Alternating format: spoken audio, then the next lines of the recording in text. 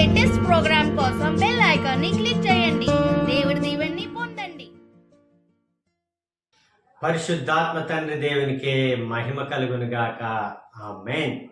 ప్రియమైన దేవుని బిడ్డలారా, ప్రభు క్రీస్తు యొక్క మిత్రులారా, ఈరోజు శనివారం జూన్ నెల 13వ తారీఖు. యేసయ్య ఈరోజు మనందరితో మాట్లాడుతున్నారు. పునీత లూకు గారు రాసిన శుభవార్త నుండి 2వ అధ్యాయము వచనములు 41 నుండి 51 వరకు. బాలయేసు ప్రజ్ఞ.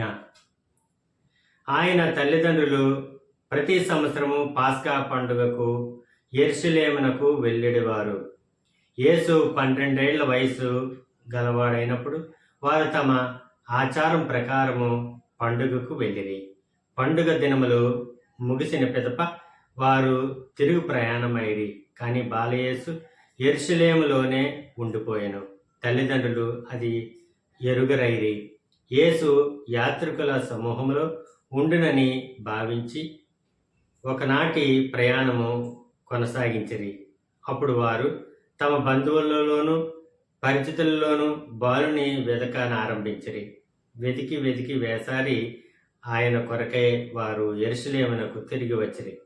3 దినములైన తరువాత దేవాలయంలో వేద బోధకుల మధ్య కూర్చుండి వారి బోధలను ఆలకించుచు తిరుగు ప్రశ్నలు వేయుచున్న ఆయనను వారు కనుగొనిరి. ఆయన సమాధానములను వినినవారు ఆయన వివేకమునకు విస్మయముందిరి. యేసును చూసి తల్లిదండ్రులు మిక్కిలి ఆశ్చర్యపడిరి. అప్పుడు తల్లి ఆయనతో, కుమారా, ఎందుకు ఇట్లు చేస్తేవి? నీ తండ్రియు నేనును విచారంతో నిన్ను వెతుకుచుంటిమి అనెను. మీరు నా కొరకు ఎలా వెతికితిరి? నేను నా తండ్రి పని మీద ఉండవలనని మీకు తెలియదా అని ఆయన బదులు పలికెను. ఆయన మాటలను వారు గ్రహించలేకపోయిరి. అంతటా యేసు వారితో, నజరేతునకు తిరిగి వచ్చి తల్లిదండ్రులకు విధేయుడై ఉండెను. తల్లి మరియమ్మ ఆ విషయములన్నీ మనస్సున పదిలపరుచుకొని ఉండెను. యేసు జ్ఞానమందును ప్రాయమందును వర్ధిల్లుచు దేవుని అనుగ్రహమును ప్రజల ఆదరాభిమానములను పొందుచుండెను. ఇది ప్రభువైన క్రీస్తుని యొక్క వాక్కు. క్రీస్తు ప్రభువా, మీకు స్తుతి మహిమ కలుగునుగాక. ఆమేన్. తండ్రి వందనం, యేసయ్య వందనం, పరిశుద్ధాత్మదేవ వందనం. Praise the Lord. హల్లెలూయా. ప్రియ దేవుని బిడ్డలారా, యేసయ్య ఈరోజు మనందరికీ కూడా గొప్ప విషయాన్ని తెలియజేస్తున్నారు. జూన్ నెలలో 2వ శనివారం. ఈరోజు యేసయ్య తన బాలయేసు యొక్క ప్రజ్ఞ కోసం ఆయన తల్లిదండ్రులతో పాటు ప్రతి సంవత్సరం కూడా పాస్కా పండుగకు యెరూషలేము వచ్చే అలవాటు వారికి ఉంది.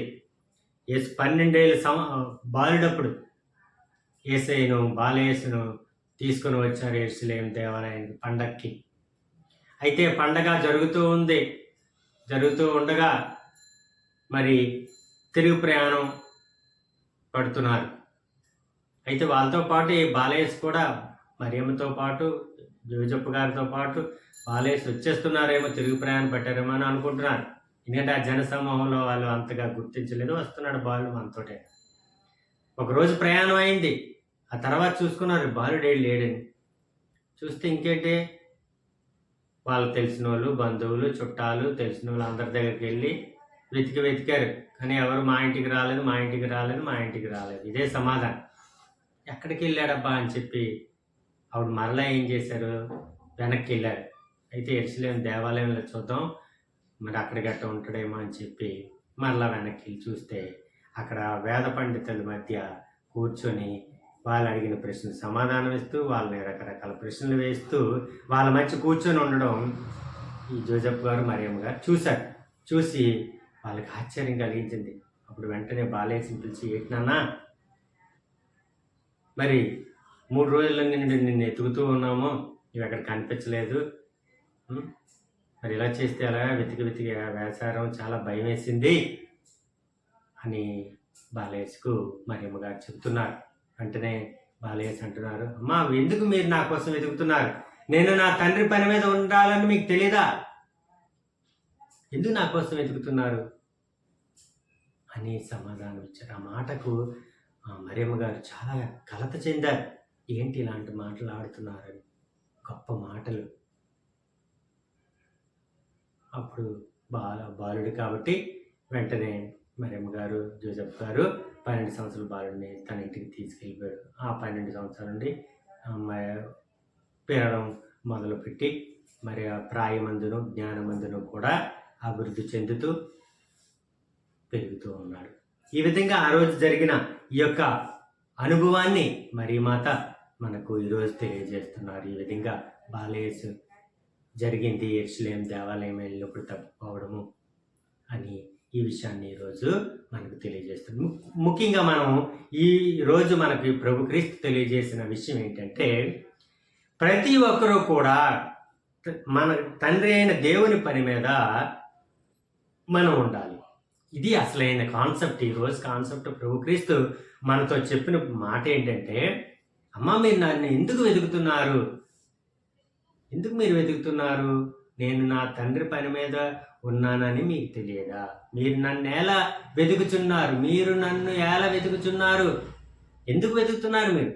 నేను నా తండ్రి పని మీద ఉంటానని లేకపోతే ఉన్నానని మీకు తెలియదా అని అంటున్నారు. కాబట్టి ప్రతి మానవుడిని కూడా తండ్రి దేవుడు ఒక ప్రణాళిక ప్రకారం పంపించాడు. నిన్ను, నన్ను, అందరినీ కూడా, ప్రతి ఒక్కరిని కూడా ప్రణాళిక ప్రకారమే మనం జీవిస్తాం. మన పీరియడ్ అయిపోయిన తర్వాత మనం వెళ్ళిపోతాం. ఆ విధంగా కాబట్టి తండ్రి దేవుడు మనకు ప్రణాళిక ఇచ్చారు. ఆ ప్రణాళిక ప్రకారము మనం జీవించాలి. అదే యేసయ్య చెప్తున్నారు ఈరోజు. ఇదిగో నేను నా తండ్రి